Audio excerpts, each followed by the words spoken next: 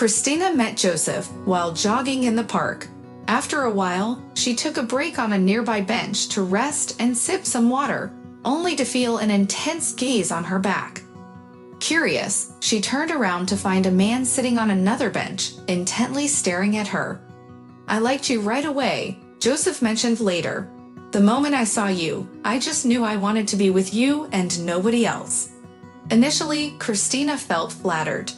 To her, this was a sign that she was special to him, different from everyone else, a classic case of love at first sight, much like something out of a fairy tale.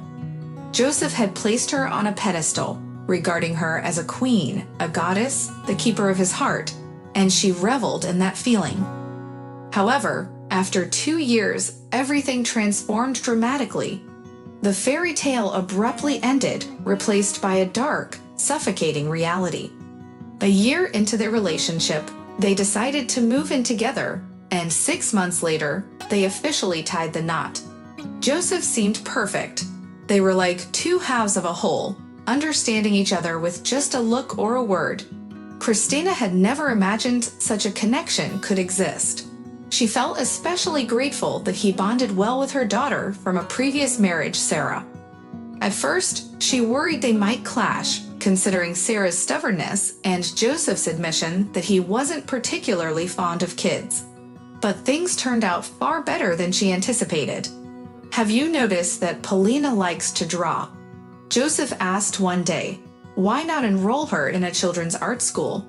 "She never mentioned it," Christina replied, surprised. "She's shy. Plus, she loves swimming. Enrolling her in a swimming class could be great too." Christina was taken aback by his interest in what she viewed as someone else's child. His sensitivity and understanding pleased her. Perhaps their family life would turn out wonderfully, she thought. The first signs of trouble appeared during a walk in the park. That evening, Christina felt drained, her energy waning from a relentless work schedule and weeks without a proper day off. Despite her excellent salary and generous bonuses, Joseph pressed on during their stroll, arguing that Sarah was missing out on summer evenings spent indoors. "It's summer. She can't be cooped up at home," he insisted. "What else does she have going on?" Christina replied, confused. "It's summer break." Yet, despite her exhaustion, she relented, agreeing, "Okay, let's go for a walk. I could use some fresh air too." She slipped into a light summer dress, applied some natural makeup, and tied her long chestnut hair into a high ponytail. Paulina donned her prettiest dress and delicate sandals adorned with rhinestones. In the park, they settled at an outdoor cafe, savoring ice cream, chatting about everything, sipping lemonade, and soaking in the warmth of the evening. An inviting breeze brushed against their cheeks, rustling the leaves above. As street lamps flickered to life and fountains danced with water, soft music drifted through the air. Yes, this was worth it, Christina sighed dreamily. "I haven't taken a leisurely walk in ages. It's always work, work, work." "Exactly. You just sit in your office all day," Joseph teased with a smug grin. Christina thought, "You can't just work to earn money." She yearned to let go of the stress that had consumed her and simply enjoy this rare family outing. On their walk back, Sarah paused at a small kiosk, eyeing colorful toys and sweets. "Mom, can I have this ball?" she asked, pointing at a small green ball filled with liquid. "Sure," Christina nodded, glancing at the price. "How much is it?" 110 rubles, the saleswoman replied. Joseph stepped in, taking Christina's hand and pulling her away from the kiosk with a furrowed brow. "Why?" he asked. "What do you mean? She wants it." Christina was confused. "No," Joseph insisted. "You spoil her too much, and you've already spent a lot today." Disappointment washed over Sarah's face as she muttered and resumed walking along the narrow park path, followed by Christina and Joseph. "Where did we spend too much? We just had some ice cream. 2,000 rubles isn't excessive." "What does it matter? You spoil her rotten. She asks for anything she sees." "But I'm not asking you for money to buy her things," Christina replied, bewildered. Why does it bother you so much? It's not about the money. You can't let her get whatever she wants, Joseph countered. Since when are you an expert on parenting? You don't even have kids. Joseph fell silent, and a tense silence lingered until they reached home. As soon as they stepped into the hallway, a confrontation erupted.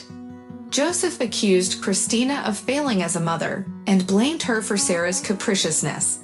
She's my daughter, Christina shot back, angered. Why are you telling me how to raise her? She's my daughter now too, Joseph retorted. I'm your husband. Does my opinion not matter to you? It does, Christina said, but I don't think that cheap ball is spoiling her. It was unnecessary. She had ice cream, played on the swings, and rode carousels. Isn't that enough? Wanting more is just greedy. Christina rubbed her temples, feeling overwhelmed. Joseph, what's happened to you? Why is this about the ball? Sarah slammed her bedroom door. Look, she's upset too. Joseph pointed in anger.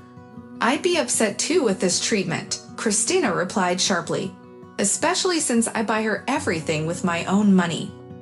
Why are you so fixated on money? Joseph shouted. Is that all that matters to you? Christina shot back. What's on your mind? Have I ever asked you for a single ruble? You're the one being difficult. Well, this is really too much. I'm sharing my thoughts, and you just contradict me while grinning. My opinion doesn't matter to you, does it? Joseph's voice was tinged with offense, and Christina felt a wave of guilt wash over her. Come on, Joseph, she muttered. Why start a fight over nothing? So, my perspective is just a waste of time for you. He turned away, frustration evident. Thanks a lot. They opted to sleep in separate rooms that night. Christina tossed and turned, unable to shake thoughts of the dreaded ball. She felt as if Joseph had flipped a switch, transforming from a caring partner into someone unrecognizable. The next morning, he acted as if nothing had happened. A small weight lifted from Christina's heart as she smiled at him, grateful for the freshly brewed coffee. After a sip, she ventured, "What was that about yesterday? What's going on with you?" Joseph offered a tentative smile. "I'm sorry. I shouldn't have acted that way. Just caught me off guard. I lost my cool." "And I forgive you," Christina replied. "Let's agree it won't happen again. I hate arguing with you." "Same here," he laughed, reaching across the table to cover her hand with his. "I want us to live in peace and harmony." "Me too." They fell into a contemplative silence. After finishing her coffee, Christina stood up to get ready for work. Joseph broke the silence, saying, "From now on, I'll take responsibility for Sarah's upbringing. You've let it slip." Confused, Christina chose not to argue. Maybe he would surprise her and make meaningful changes. But his approach soon revealed itself. It was all about strict rules and no fun. When Paulina asked for glitter gel pens, Joseph shot down the request. "Why do you need them? Just use regular ones. You're on summer break. We'll see what you need in September." When she pleaded for better quality watercolors, he replied sharply, "That's excessive. You're only 8. Why do you need professional supplies?" "I want to sketch," Sarah pouted. "They work better on paper." "Just draw with what you have for now. We'll talk about professional ones when you're in art school." "Mom," Sarah nearly cried. "They're only 1,000. Is that too much to ask?" "No," Christina began, but Joseph cut her off.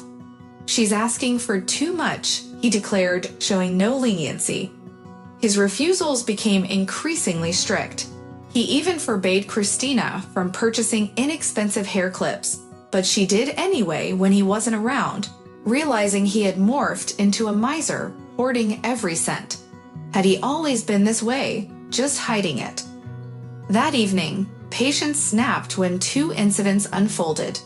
While Sarah enjoyed a bath, Joseph began banging on the door. "Stop wasting water. We're paying for this." Fuming, Christina retorted, "Let her bathe. How much could that water possibly cost?" "It's not just pennies," he insisted. Really? The bathtub holds 200 liters. That's barely 20 rubles. Are you being stingy over that? And don't forget, you don't pay the bills anyway. Oh, so you're blaming me for the bills now? Joseph shot back. No, you were the one being stingy. I'll decide if my daughter can take a bath or not. Fine, you're going to raise a monster. Remember, I warned you. Yeah, I'll remember, Christina grinned, unconcerned. When Sarah emerged from the bathroom, she settled in front of the laptop to watch watercolor sketching lessons, while tensions lingered in the air. Well, this is really too much. I'm expressing my thoughts, and you just contradict me with that smirk. My opinion doesn't matter to you, does it? Joseph's voice was laced with offense, and guilt washed over Christina. Come on, Joseph, she muttered. Why stir up a conflict over nothing? So my perspective is just a waste of time for you. He turned away in frustration. Thanks a lot. They decided to sleep in separate rooms that night. Christina tossed and turned, unable to shake thoughts of that dreaded ball. It felt like Joseph had flipped a switch, transforming from a caring partner into someone unrecognizable. The next morning, he acted as if nothing had happened. Christina felt a weight lift as she smiled at him, grateful for the freshly brewed coffee. After a sip, she cautiously asked, "What was that about yesterday? What's going on with you?" Joseph offered a tentative smile. "I'm sorry. I shouldn't have acted that way. I lost my cool." "I forgive you," Christina replied. "Let's agree this won't happen again. I hate arguing with you." "Same here," he laughed, reaching across the table to cover her hand with his. "I want us to live in peace and harmony." "Me too," she said. They lapsed into thoughtful silence. After finishing her coffee, Christina stood up to get ready for work. Suddenly, Joseph broke in. "From now on, I'll take responsibility for Sarah's upbringing. You've let it slip."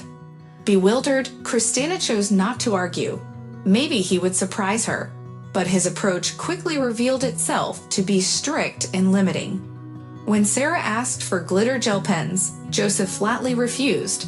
"Why do you need them? Just use regular ones. It's summer, we'll see what you need in September." When she begged for higher quality watercolors, he responded sharply, "That's excessive. You're only 8. Why do you need professional supplies?" "I want to sketch," Sarah pouted. "They work better on paper. Just draw with what you have for now. We'll talk about professional ones when you're in art school." "Mom," Sarah almost cried, "they're only 1,000. Isn't that reasonable?" "No," Christina started, but Joseph interrupted again. "She's asking for too much," he asserted, drawing hard lines. His refusal was unyielding. He even forbid Christina from buying inexpensive hair clips, but she did so anyway when he wasn't looking. It became clear to her that he was morphing into a miser, gripping every cent. She wondered if he had always been this way, merely hiding it before. Her patience finally snapped that evening when 2 incidents unfolded. While Sarah enjoyed a bath, Joseph began banging on the door. "Stop wasting water. We're paying for this." Fuming, Christina shot back, "Let her bathe. How much could that water possibly cost?" "It's more than you think," he insisted. "Really? The bathtub holds 200 liters. That's barely 20 rubles. Are you seriously being stingy over that? And don't forget, you don't even pay the bills." "Oh, so now you're blaming me for the bills?" Joseph shot back. "No, you're just being greedy. I'll decide if my daughter can take a bath or not." "Fine. You're going to raise a monster. Remember, I warned you." "Yeah, I'll remember," Christina replied, unfazed. When Sarah finally emerged from the bathroom, she settled in front of the laptop to watch watercolor sketching tutorials, while the tension between her parents lingered in the air.